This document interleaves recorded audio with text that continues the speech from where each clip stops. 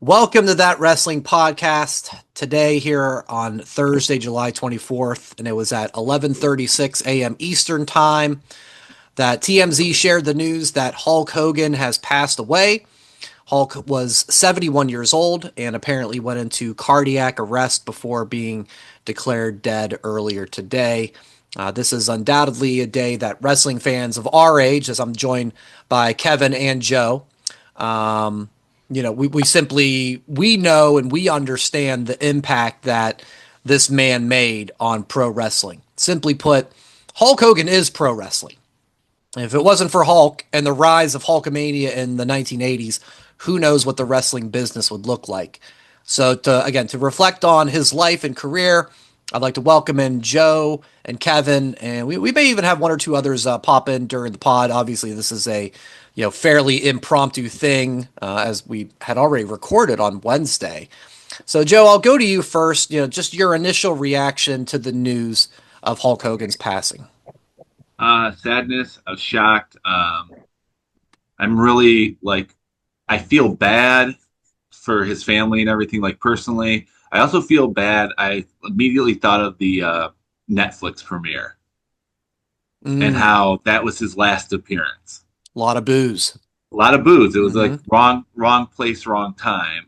And I guess what I'm hoping, and from seeing what I've been seeing online, it has been fairly positive about what his impact was on the business of wrestling, which we are all wrestling fans. So that's we should be talking about right now. We didn't know the man personally, so Yeah. we shouldn't reflect on anything personally. And most people are not doing that. And anyone who's out there who is celebrating this day, yeah, you need to check yourself. That was my reaction to the whole thing. I was Hogan's the most important man in professional wrestling, sports entertainment in our generation and every generation, period. Kev? No, I 100% agree with everything Joe mentioned. He's on my Mount Rushmore, and I would say he's probably on 99% of everybody's Mount Rushmore. Uh, the reason why I got into wrestling as a kid, the reason why, I was excited for if he would be showing up on Saturday mornings. He had a cartoon. I always wanted the wrestling buddy growing up that I still never got. I had a sleeping bag when I was a kid of Hulk Hogan.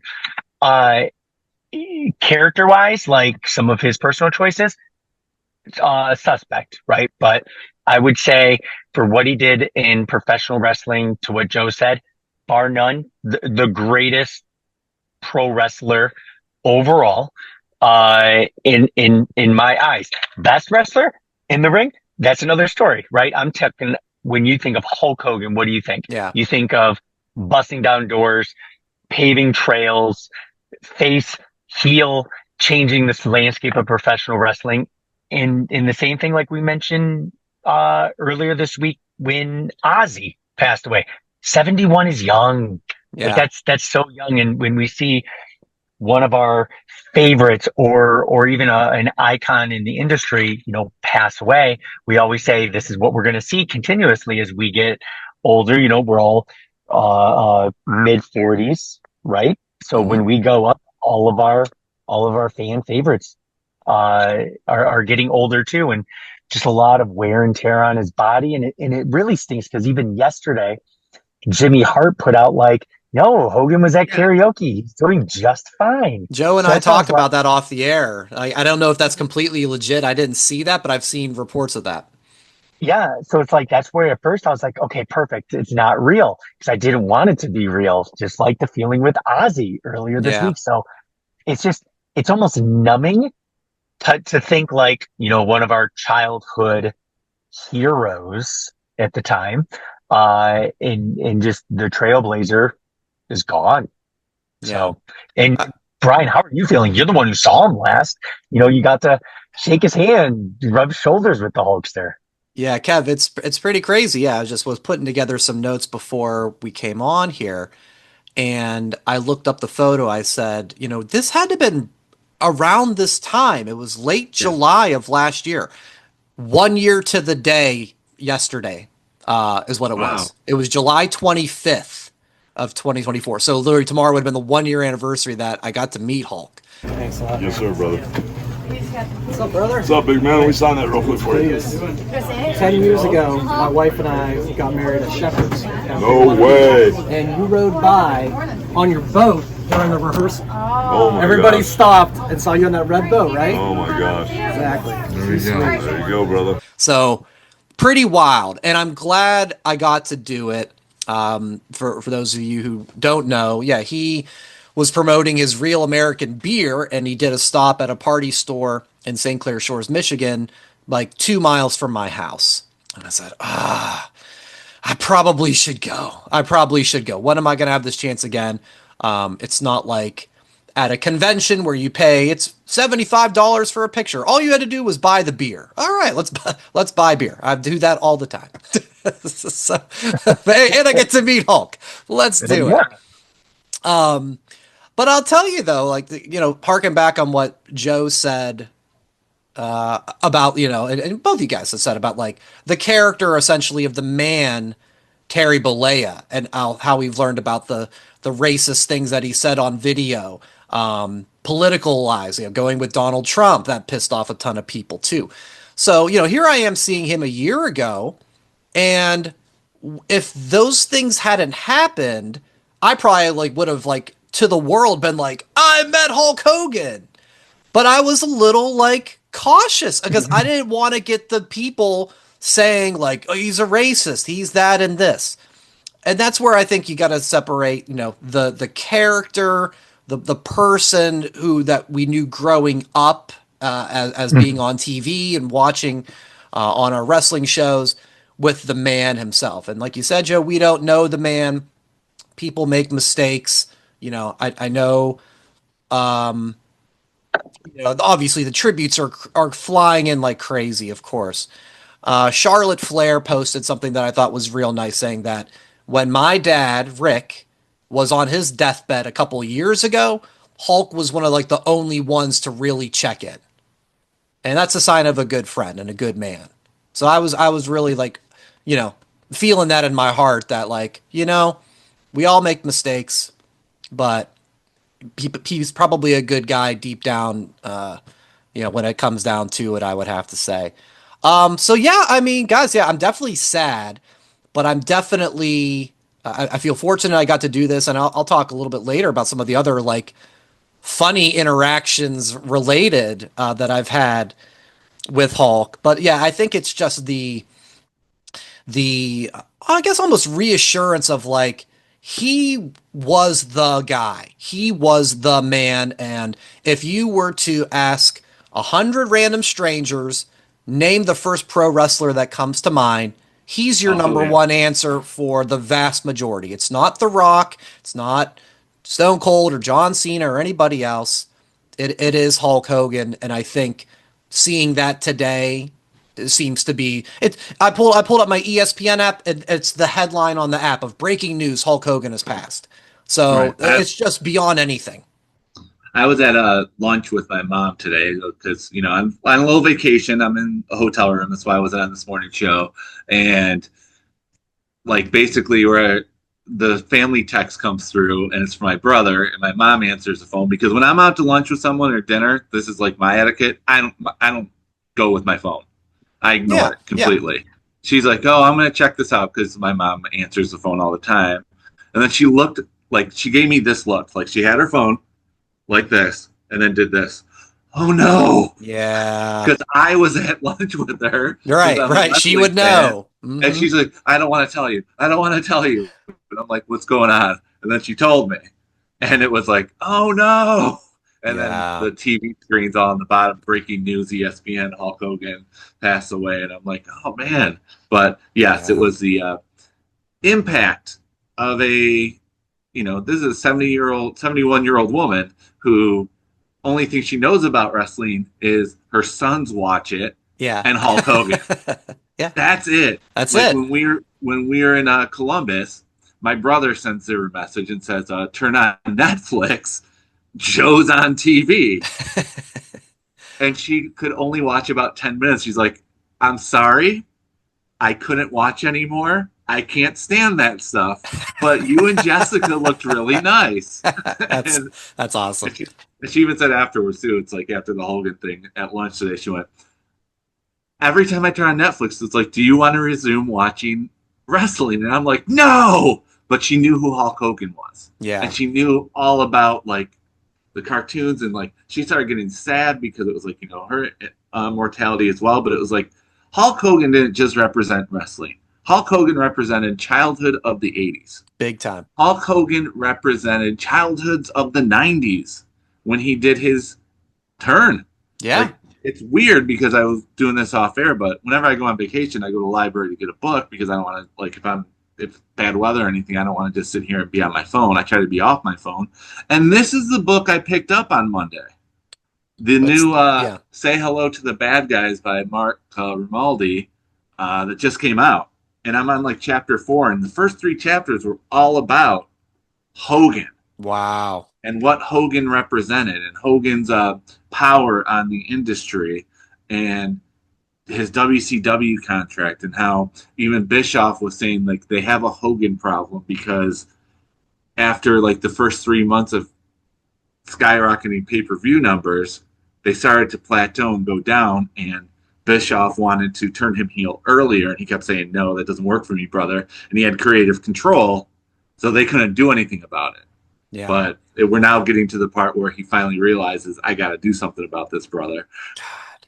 Yeah, and that's the thing, man. He truly had 2 separate, like, all-time runs. Like, you could make 3. it. Well, okay. 2002. Okay, yeah, I thought when he came back. Yeah. Yes. No, I think I meant more of like character shifts, I should say. Like ultimate, like the Mr. American good guy of the 80s, and then the late 90s shift to being Hollywood ultimate bad guy. Like to go from this level and switch it and still be at that level, that's rarefied air. And yeah, it you'll get to it obviously in the book, I'm sure. But yeah, you had the 80s of, you know, the creation of WrestleMania and year after year of everything. And then, you know, they tried to go to Ultimate Warrior, you know, and then he fizzles away, goes to WCW. Like you said, nice little bump for WCW is his thing. But wrestling wasn't cool at that time, right? Like no one in any mainstream was talking wrestling. And then the NWO starts, and that just lit the fire for everything, where then the Attitude Era started and everything. So to be the catalyst of 2 just waves of eras of wrestling, it's primarily all because of him. Correct. And like, I'm glad you mentioned NWO, because you can wear an NWO shirt now in 2025, 29 years later, and people will give you the Too Sweet symbol. That was like the introduction of the book. Was the writer was just like, I was in the airport checking in, and I had my NWO hoodie on, not realizing it, and the TSA agent gave me the Wolfpack symbol. Like, yeah, it's awesome. But my point is, like, NWO was huge. It was like a moment in time that can never be recaptured. But if it was Sting who was the third man, we wouldn't be talking about it today. No. Hogan was the reason why that it's still there. That's why he's so important to professional wrestling as it is today, as the sports entertainment that it is today. Kevin mentioned earlier, before he got cut off, was he wasn't the greatest wrestler, in-ring technician. He didn't have to be. Yeah. No. Those days were over. Like, he had to be larger than life. And he even admitted inside the book too. It's like he was a character of superstar Billy Graham and Dusty Rhodes. He had the superstar Billy Graham from the physique, and the Dusty Rhodes from the pointing the fingers and the like the facial expressions and everything. That's pure Dusty. 100%. And he's from Florida, so it's like it was the Florida influence that happened there. Wow. What's funny on vacations, though, too, my wife was gone for a couple days. So on Monday, since I was home all by myself, I was like wrestling galore. I watched on Vice the 9 Lives of Hulk Hogan. I watched that on Monday. And talking about all the times that he was knocked down and he got back up somehow, Yeah. it's like personally and professionally, it was just like amazing how he was able to reinvent himself. And I was very curious after the Netflix issue how he was going to be able to come back from that.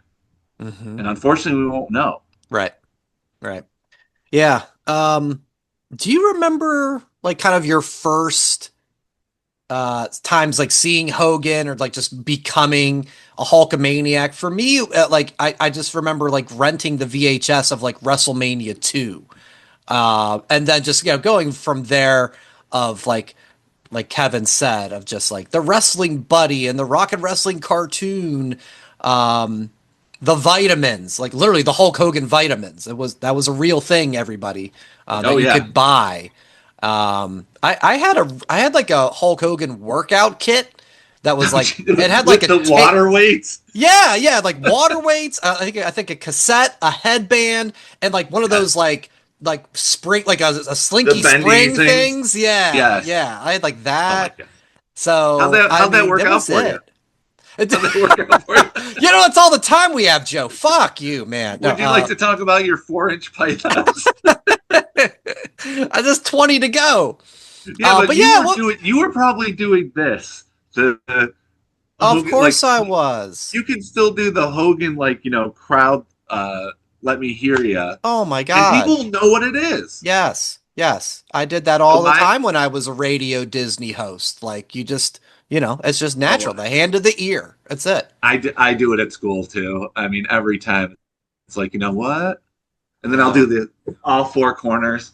But admittedly, I wasn't a Hulkamania growing up. I wasn't a Hulkamaniac. I liked it. Not at all. Yeah, because I knew you've always been a macho man. I was macho guy, man. I didn't know if it like flipped or what. But Hogan was the reason I started watching wrestling. Because my dad, I was very close to, was a big Rocky fan. So I saw Rocky 3 when I was like 5. Yeah. And there was Thunder Lips, and then he's like, well, he's really on wrestling. And it was like, we turned it on Saturday morning for WWF Superstars. I'm like 5 years old, and it's like, oh, that's Thunder Lips. Yep. And then I started like, Hogan's on. I started watching it. But then I like kind of gravitated toward, my brother and I gravitated more towards Macho Man for some reason, because he was awesome, and he still is. Yeah. But I liked Hogan, but I was more of a Macho Man fan.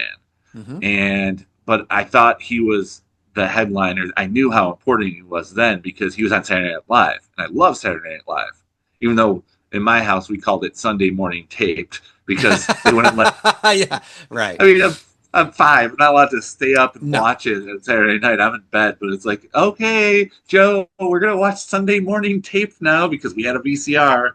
Fancy. That's true. But yes, Hulk Hogan Rock and Wrestling. I still have one of the VHS from the 90s of when they re-released those Hulk Hogan Rock and Wrestlings. So I'm glad I didn't get rid of that from memorabilia. But yeah, Hogan was, Jason got us all the no holds barred kitchen magnets. Yep, that's on my beer fridge in my garage. Yep. It's on the beer fridge. It's on my main fridge. The beer fridge doesn't have that one. I insisted that no holds barred was on there. I see you're wearing your Hulkamania shirt. Yeah, I didn't pack mine because I'm on vacation, but I do have his Hollywood shirt, the red and yellow, the yellow and red. But I also, if you remember this one, I have the Rip 'em shirt from No Holds Barred. The blue. Mm-hmm. Yeah, the blue and the white. I wore that on Saturday at Kroger. Yeah. And I had like a guy around our age do this to me. Oh, fuck. So he knew it from No Holds Barred. Yeah. Which realistically is one of the worst movies ever made, but one of his best. Right. That's the thing. Like No Holds Barred is like, Hogan wasn't the master thespian, but he wasn't the master ring technician either. He was a presence on the screen as well. Even his movies, as bad as they were, he was still entertaining in them. Mm-hmm. Somebody brought up, I've totally forgot about this, but I went and I had a birthday party that was supposed to be at a water park that got canceled because of a chance of rain. So we went to the movies and saw Gremlins 2. And he when has you a had the cameo in popcorn. that. Yes. Yes. And so, like, somebody brought that up today. I was like, oh my God, that's right. I totally forgot about that. That's pop culture. What freaked me out on that cameo was he ended up talking afterwards in his normal voice. Sorry, ladies and gentlemen, you can enjoy the movie now. It's Yeah. like, people want their hot popcorn Yeah. and their cold drinks. Yes. Yeah. And I mean, so Suburban Commando, that was corny, but like, and then Mr. Nanny. Mr. Nanny. Yep. Was there Santa with muscles? Am I making Yes, that up? that's Yeah. a great story because I was in high school at the time when that came out, and I was working in an AMC. And we always found out like a week earlier what movies were coming the next week. Well, Santa with Muscles didn't have a large release, but we ended up getting it at our theater. And we had no idea what it was. And it's like, okay, let's read the synopsis. What did it say? It was one sentence of saying what the movie was about. And all it said was, Hulk Hogan is Santa Claus. And the poster came, and we were all like hoping to get it because you had to sign up for those movie posters on first come, first serve, or who got to take it home afterwards. Yeah. So I didn't get it, unfortunately. But how many tickets, take a guess, for the 1 week that it was in our theater, how many tickets were sold and how much money did it make? Because this is I'll never forget this. How many tickets were sold and how much money did it make? So for nationwide, you're saying? No, or in your for theater? our theater. For your theater, I'll say like 14. So that's like $69. Okay. So $69. Yeah. Under on both. Here it is Oh for my 1 God. week in our Okay. theater, and it had 5 showtimes Yeah. for 7 days. 2 tickets, $0. Somebody Why took the their 2 tickets? Why the comp 2 tickets? You yeah. ask? Yeah. Because it was me and my buddy Jamie. Oh and since I my was an God. employee, I got a free ticket and a guest. Jesus. We were the 2 wrestling fans who went to go see on like a Sunday afternoon Santa with Muscles. So I can actually say I went to the theater to see Santa with Muscles on the big screen. Oh my God. And we were the only ones in there. That's I would say that's devotion, but it's more it's more ironic, I think. Or, It was or we whatever you had want to to say. see we had to see what this movie was. Right. Like there was the internet wasn't big then. We couldn't watch the trailer. Right. So it was like all we knew of this movie was Hulk Hogan is Santa Claus. It writes Sold. itself. Yes. I'll be there. I'll go back to like I had, just being the Hulkamaniac at that like WrestleMania 2 time and everything else. WrestleMania 3 happens. You did not go at the Silverdome. We've discussed. We've talked about my Yes. childhood trauma from that, so don't mention that again. Exactly. But I can remember he lost the title on Saturday night's main event. Sometime after that. And I can remember my mom telling me that like I cried. I cried and cried. I was so upset. And it took my buddy Derek, because I think my family had some people over. And not to watch Saturday night's main event, but they were just hanging out. And it took my buddy Derek's dad to say, like, don't worry, he's gonna get a rematch and he'll win it back for me to finally calm down. So that's how upset I was that I felt like he had gotten cheated by Andre and $1 Million Man. And that dastardly Dave Hebner. Yes, Referee yeah. Hebner. Referee Hebner. Right, the dual twin ref thing and the plastic surgery or whatever. Oh my God. The way Jesse sold that on Saturday night's main event. Referee Hebner, what is he doing? Yes, exactly. But the silver lining of that situation was twofold. Number one, we got no holds barred out of that deal. Okay. Yep. Because that's what he had to leave to make that movie. Mm-hmm. And number two, Macho Man became the WWF champion at that WrestleMania. Yeah. So this is and that's the time that I think I started. Not long after, the Mega Powers break up, and I think that's when I was kind of like, I like Hogan a lot. He's my guy, but I don't know. Macho Man's kind of right. I know I was at. Well, I was You already were on biased, board and already. I was Yeah. like, he did have eyes for Elizabeth. Yeah, I was like, I don't know if I really like what he's doing either. But I'm not gonna lie, I was upset when Warrior beat him. Oh, no, so I was a Warrior guy. I Yeah, wasn't. I was full on at that point. That's when I was like, Right. I'm done with Hulk. I want the Warrior to win. And then it wasn't until the NWO days that I kind of came back around on Hulk Hogan. And I want to tell our audience, too, we just got one of our guests on joining us right now, Blake Lovell. Blake has been on the program as one of our guest pickers in the past. And Blake, since we spoke, you're now writing for Sports Illustrated, which is amazing. Congratulations on that. Congratulations. Thank you. Thank you. And also doing just amazing work on the Wrestling Reaction YouTube page that he puts out his videos on. So, yeah, we wanted to open up, of course, we're doing this kind of, just mere hours after the news of Hulk Hogan's passing. So I reached out to you just to get your immediate reaction on hearing the news to Hulk Hogan and the impact of it for you.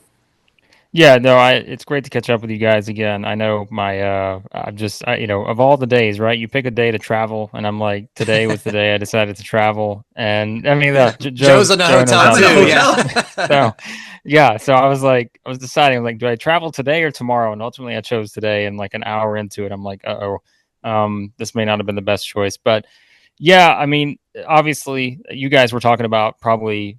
I was like, I'm sure we're going to talk about some of the things with him, but like that was it for me, was the Hogan Warrior stuff, where it's like I can just remember back and think like that was kind of that turning point where, you're a Hogan fan for all this time, all of a sudden Warrior becomes this big phenomenon that he did, and like that to me probably is still like the most defining sort of moment, I guess, if I'm looking at it from a Hulk Hogan WWF perspective. Like to me, that was kind of that. It's a big turning point for all parties involved. And, Yeah. Now as I look back on it, I think Brian Solomon, who I'm sure you guys have seen some of the work that Brian does, the Shut Up and Wrestle podcast, he's had some great books, but he has one of my books that I'm most looking forward to maybe ever. He's doing the Gorilla Monsoon book that comes out in a couple months. And, he put out a tweet a couple hours ago, and I think it kind of sums everything up to me. Is, and I'll read it word for word. I mean, Brian said, it's at Brian R. Solomon. There can be no doubt that Terry Bollea, the man, did grievous harm to his legacy in recent years, alienating many fans who once loved him. There can also be no doubt that Hulk Hogan, the wrestler, was the biggest star this business has produced in the past 75 years, if not all time. Right. And I think that perfectly sums it up. I mean, it really is, to me, that's what it's all about. I feel like we're in an era where only one thing can be true, but sometimes like multiple things can be true at the same time. And I think that's probably, as of today, talking about it this close to that happening, that's probably the sentiment that most resonates with me. But at the same time, again, guys, I think about it, and I was thinking about this on the drive. I was like, there are so many things you could point to with Hogan, and it is, biggest babyface ever, biggest heel ever, like in terms of impact and those things that he could have. And then I think of the one thing to me that always is, I don't know, maybe not underrated, but like just I think undervalued when we have the conversation about the whole Bash at the Beach 96 thing. And my thinking was that it's not just that happened. All of a sudden, Hulkamania goes to this, he goes to NWO guy, and he completely changes the trajectory of how things were going at that point. But I think everybody usually turns it to the discussion of what it did for WCW. But at the same time, I'm like, if you think about if there was no Hulk Hogan at that point in the history of wrestling, what happens to the WWF at that point? Like, does Vince McMahon still do some of the things that he was forced to do at that point to say, all right, we've got to change some things? And so I just think it's such a domino effect of this guy for so many years and all the different things. It feels like every single kind of big turning point we had during that era, it was all about him. And I guess it makes sense because, like I said, he probably is the biggest star we've ever seen. Yeah. Yeah, it's Blake, crazy to think about those butterfly effects, man. It's wild. It's not, it's not only him, but he is certainly the main catalyst for all of it. I would have to agree. Blake, we talked about this before you got on. Would the NWO shirt still be a thing and people still giving the Wolfpack symbol if Sting was the third man, or is Hogan that big where, they're still writing books about it, this is my vacation book I picked up on Monday. But So have you started reading that, Joe? Because I was going to pick it up too. yeah, I and I was did. curious I'm if you- about 4 chapters in. The first 3 chapters are all about his Hogan and his jump from WWF to WCW and the plateau of his babyface run, and he's about to turn heel. But the question is, because in the first introduction of the book, they talk about going to the airport wearing an NWO hoodie in 2025 and the TSA agents giving the Wolfpack symbol. Would people still be doing that if it wasn't Hogan? I don't think so. No, I don't either. I think it had to be the right place, right time, and it had to be the right choice. And I just, like you said, we just wouldn't be talking about it the same. Yes, was Sting one of the biggest of that era for WCW? There's no question. But like mainstream, there was never any other choice that was going to make the kind of impact that he made. And I think that's why, when I think back to just the moment, right? It's like, how many moments have we seen since that point where people now on a mainstream wrestling scale, I'm sure it happens at indie shows and stuff, and this happened before, but like, how many times have we seen people just completely trash the ring? How many times have we seen people react the way that they reacted that night? Like, it's just, that's why it's so memorable, because we've not seen that. And I think that's why, if you go back to it, if it's Sting, there's no chance that that's happening, right? I mean, in all due respect to Sting, there's no way it's that same sort of effect where, yes, the crowd is probably a little pissed off, but are they doing that? Probably not, because it doesn't feel as big. And that's where, like I say, you could just identify all those sort of turning point type moments. And like, I even go back. So my thing right now, like, what am I watching these days? Because it always varies depending on, like, okay, here's what I'm into now. Not, I've really been on a mid '80s type kick where I'm going back watching like Tuesday Night Titans. I've been watching like, stuff like that. Like, obviously older editions like Prime Time. Even I'm probably one of the 2 people on Peacock that has watched a 1980 episode of Championship Wrestling where it's Hogan facing 3 jobbers before he was actually, Hogan that we know now, or, so like when I just look back at all these things, I'm just thinking, man, there are so many different points like that where you can just say, like, this guy he was unlike anybody else. Like, there will never be another comparison. And like, even the stuff, like I mentioned, whether it's that show in '96, whether it's how could you ever recreate a moment that happened in 2002 in Toronto with The Rock, and like, there's just, how many of those moments have there been? And yes, a lot of people throughout history have had those in their career, but there's just no one else that in a professional wrestling ring, I think, has ever had those kind of moments. And to kind of draw it back to what I was saying a minute ago, like the whole rock and wrestling thing, right? You do WrestleMania 1, you've got Cyndi Lauper and Mr. T and all these different people involved. Like, it just hits so different at the time. And it's like, if you took anyone else and put them in that position, sure, you could say, well, Vince McMahon could have concocted something to where you have someone like that, but it was everything you needed at the time.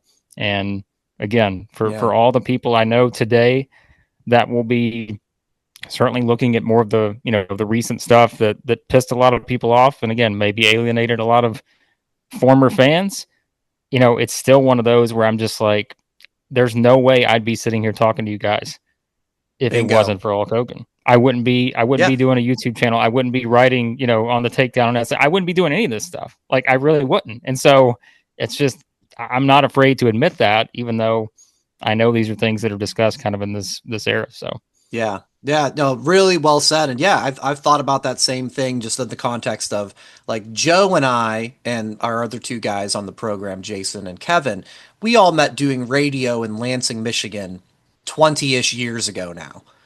Would we still be buddies if it wasn't for wrestling?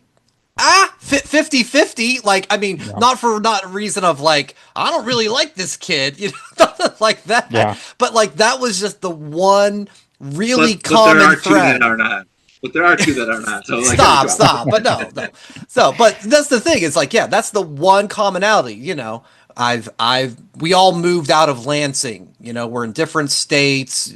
People have been traveling across the country and everything else. So we're not able to be there daily with each other in the work setting like we used to be. But we always had the one thing of pro wrestling to discuss. And again, yeah, it goes back to your point of just like, it wasn't for Hogan. It wasn't for the boom of the 80s. And then eventually, again, when it came back around for the NWO, would these things be relationships and things in my life? And it's impossible to say for sure, yes, it would if it wasn't for Hulk Hogan. Could somebody else have come along? We'll never know. We'll absolutely never know. But we know it did happen because of him.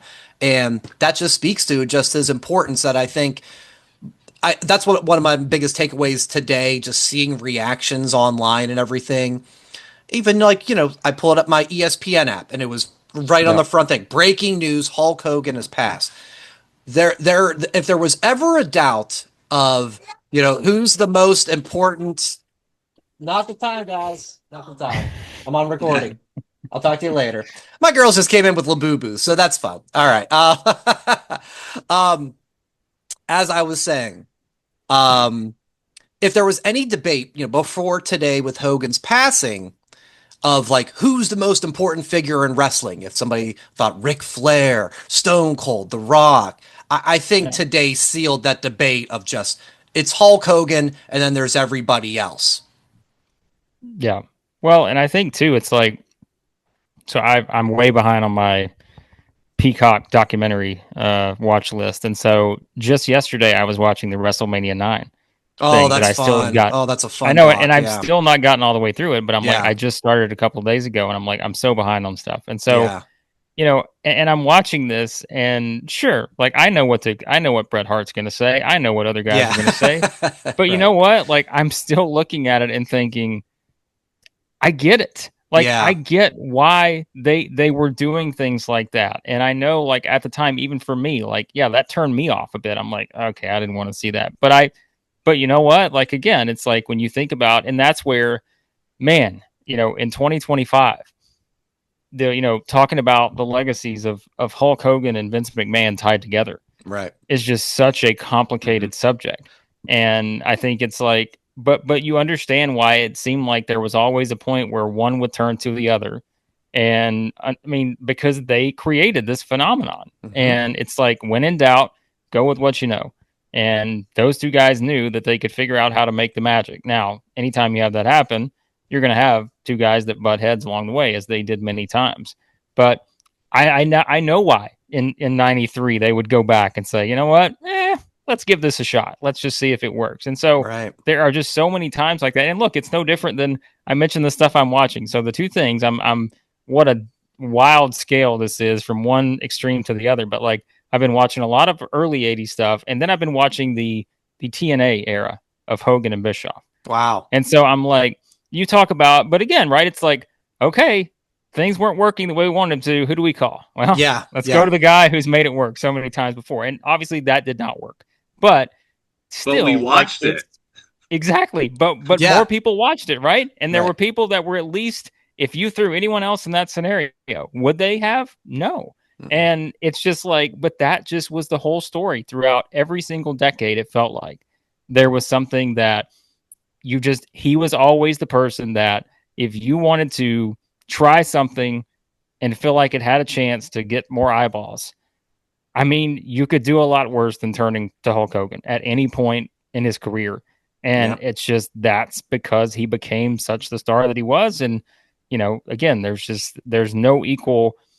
Yes, we can talk about Austin and the Attitude Era and all these other things, and at the very height, of course, but like, they're just on a mainstream level. There is no equal. And, like The Rock and all this these days, that sure, like he has become a huge box office star, the biggest in the world and all this other stuff. But like tying it into professional wrestling, they're just like I said, that tweet from Brian, like the 75-year mark, if you even just want to use that, if you want to make that like the cutoff point, there is no equal.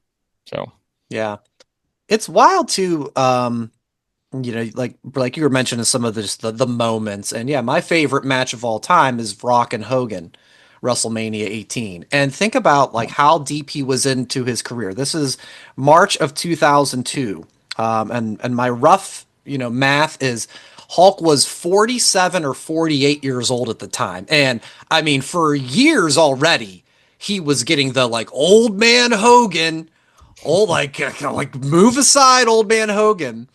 And like now, it puts it all in perspective. Like I'm 46, and I'm like, wait, Right. old man Old Hogan. man Like, Brian. wait a second, I'm right on the doorstep of that. Like, are you kidding me? Cena and AJ are like 48 and 49. Yeah. So wild to think too. Just like you said, you mentioned even the TNA thing that didn't, work out in the long run, but just the longevity of this guy being a part of the business to have, a moment of WrestleMania 1 to, again, my favorite, WrestleMania 18, and he did a couple more after that. I think 19 was against Vince. 19 was against Vince. And then maybe he wasn't appearances. At 20. He wasn't at 20, but he was at 21 for the Muhammad Hassan and Eugene thing. That where he angle, came out yeah. and projected. And that was huge. And that gave us we're going on the 20th anniversary of Hulk Hogan versus Shawn Michaels at SummerSlam. Yeah. I mean, that match was a debacle, but it's still like, it was a spectacle. Icon versus icon. Yeah. Blake, did you have any, like seeing him at a show in the WWF or WCW days or any, like I shared earlier, and I'll post this like when we do the pod production. I met Hulk. It was 1 year ago tomorrow. He was in my town of St. Clair Shores, Michigan, promoting the Real American Beer at a little party store 2 miles away from me. And I was like, I gotta go. And I've had a couple other little things I'll share in a moment. But have you had anything like that? Either just saw him at a show or anything?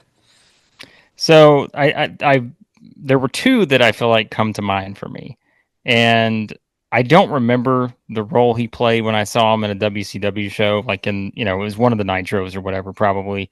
I know like the Giant, obviously Paul White was such a big part of it. And I was like, I think Hogan was tied in with him. That was like 96. I feel like when they were doing their thing, may have been something like that. But the one that's sort of just kind of surreal thing, and this kind of ties back to what you just talked about, like with the age thing with him, Judgment Day 2002. Where it was like the ultimate Undertaker versus Hulk Hogan in a main event in 2002 on a WWE pay-per-view.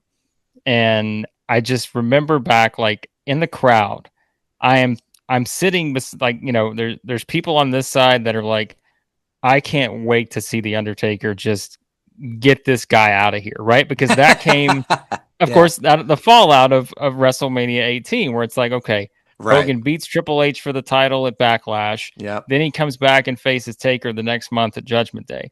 And it was like such a surreal thing where like you're looking in the crowd, there's still all the merch that's been sold with Hogan, like there's still all the red and yellow, but then it's like you still at that point, again, this is 2002. Remember at like 93, this was the same sentiment for a lot of people, but in 2002, there are still people like, all right, I'm tired of the red and yellow. We got to just get beyond this. Yeah. But it's like still to have like the Undertaker versus Hulk Hogan. I think the other stuff on that show, like you had the Edge and Angle. I think that was the hair versus hair thing. Okay. I think RVD and Eddie maybe be on that show.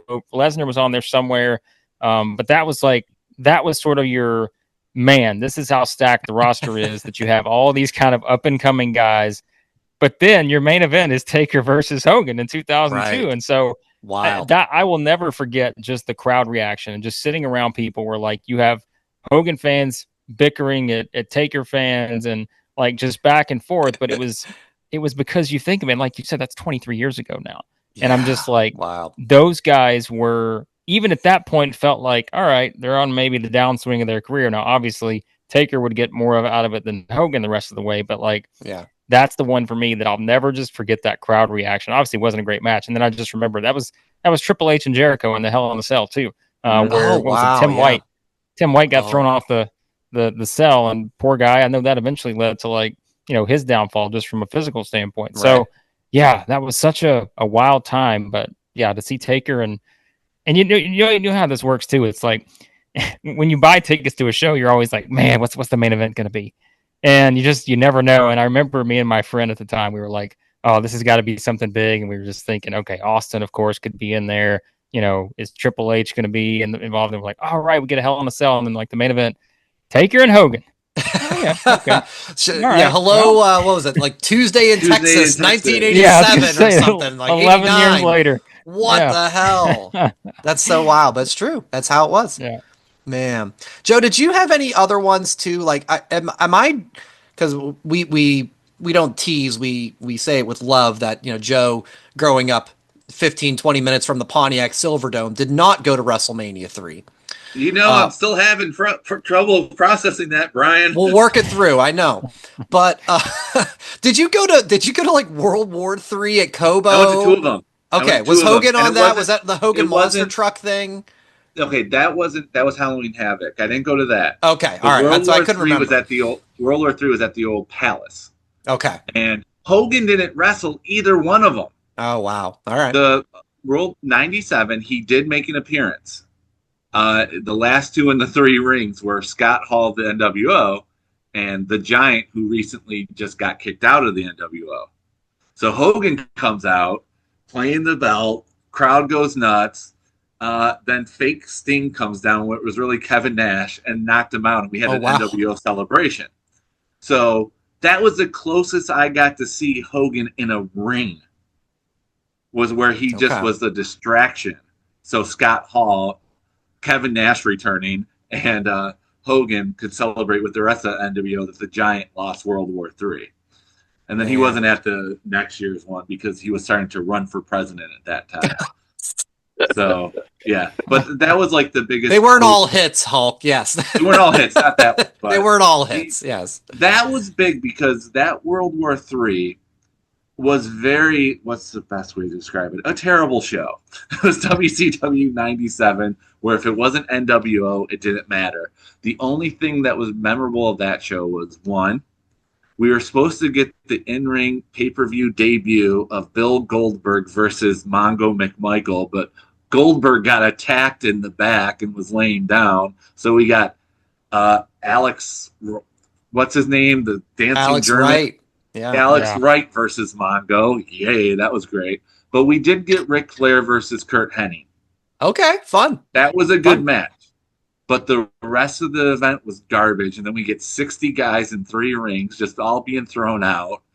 And then it just comes down to the Giant versus Scott Hall. And Scott Hall ended up winning due to NWO interference. Yeah. And Hogan coming out playing Voodoo Child with the belt, which was amazing. I'm glad you said that because, you talk I Am a Real American song, the NWO theme song, and Voodoo Child Jimi Hendrix. I mean, those are three, like, iconic wrestling-related songs. Like, it just was like, here's another reason to like this guy. Like three top 10 themes, probably. Like, I think you could make that argument. Like, the three top 10 of all time. Absolutely. So, God, it's crazy. So my other interaction with Hulk, I mentioned the appearance about a year ago. My wife and I, we got married in Clearwater Beach, which of course is his, adopted hometown. My wife was down there about a year before we got married, looking at wedding venues. She's from that area originally too, and she stopped into Hogan's Beach shop. And she texts me, he's here. And he was with like one of the bushwhackers. And she, puts me on FaceTime. This is probably like the iPhone 5. This is 12 years ago now. And it's grainy, but I'm like, holy shit. Yeah, there he is. And she took a picture with him, the whole deal. And so then, we get married a year later. And during the wedding rehearsal, we got married right on a beach in Clearwater Beach. And I can remember, the minister is giving the instructions, and my best man, Nick, just shouts out in the middle of the instructions, "It's the Hulk!" And Hulk Hogan is going by on a speedboat in the water right outside of our wedding on the beach here. And, everybody just stops and is like, "Hey, Hulk!" And he does the pose, right? He does the pose. And we all just laughed our head off, like, holy shit, that just happened. And so when I met him a year ago, Blake, there's a million things I would want to say about I'm a Hulkamaniac, Rock and Hogan, my favorite match. But that's what I told him. I said 10 years ago, at the time it was 10 years ago, my wife and I got married at Clearwater Beach at Shepherd's as the venue. And I'm like, I know he'll know that because it's like a block from his shop. And I was like, you rode by on the rehearsal on the speedboat. And he was just like, oh, right on, brother. Of course, he has no recollection of that. I don't expect him to. But it was cool to be able to share that personal story. So we take a little video. And I'm like thanking him, saying goodbye. And he goes, are you still married? And I said, yeah, man, 10 years this past June. And he's like, right on, brother, or something to that effect. So I got the nod of approval for Hulk on my marriage, too. So that's some pretty cool personal interactions I've got to have with him that I'm so thankful for that I got to now after the events of today. Yeah. I mean, it's just like, and I just think the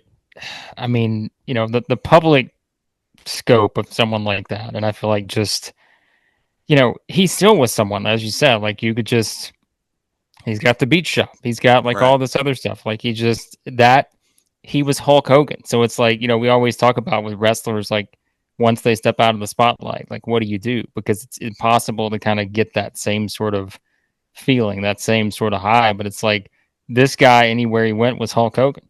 And like that's again where it's like you could take a wrestler and it's like, all right, if you pick anybody right now and you're like, okay, just take him outside of the on-screen presentation. And you're just like, all right, well, I know that's that guy. I know that's not, Roman Reigns. I know that's not whoever else, right? But like this dude, and we, I know people have talked about that like with Ric Flair and some of the others before. It's just like, never turn it off. Like, it's just, you're Hulk Hogan. Yeah, yes, like Terry Bollea, yes, absolutely. But like, this was just a guy that no matter where he was at any time, he was always going to be Hulk Hogan to anyone outside of probably just, maybe his family or whatever. This was like, hey, it's Terry, but like, this was Hulk Hogan. Yeah.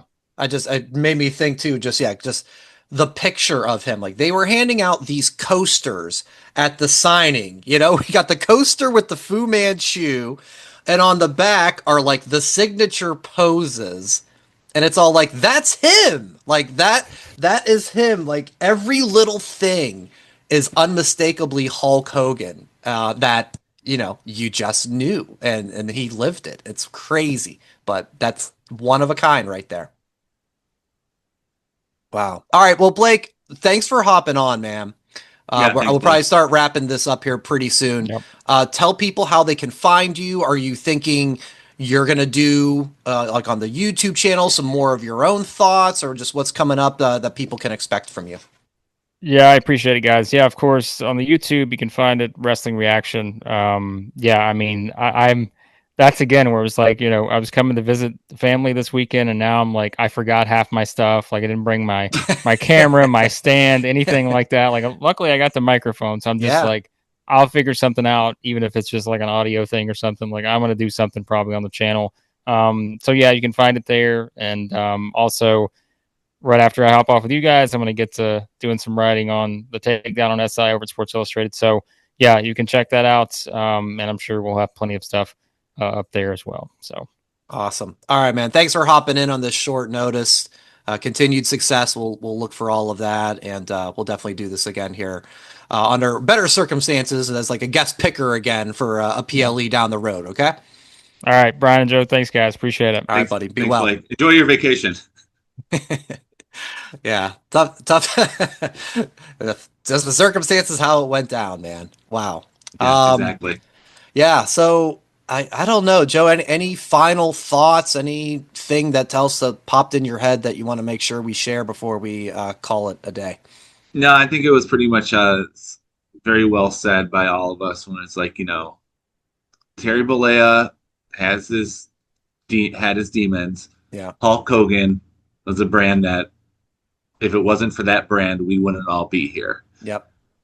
Pro wrestling wouldn't have a 24/7 radio station where we can go listen to other people's reaction. We wouldn't have this without the impact of Hulk Hogan.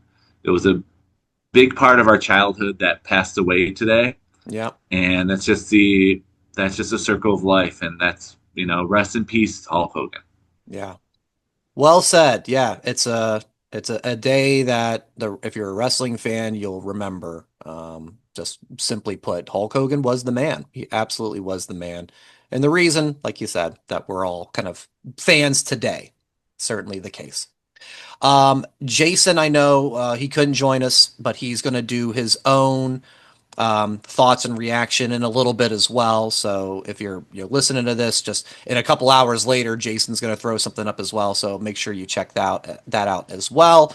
And we'll be back next week with our SummerSlam preview and predictions. Rest in peace, Hulk Hogan. And it's at That WrestlePod and youtube.com/That Wrestling Podcast and whatamaneuver.net for the merchandise. You got to go out like this. Well done, Joe. That's right. That's right. Hand to the ear. He's a real American who fights for the rights of every man. Rest in peace, Hulk Hogan. And as always, enjoy wrestling from That Wrestling Podcast.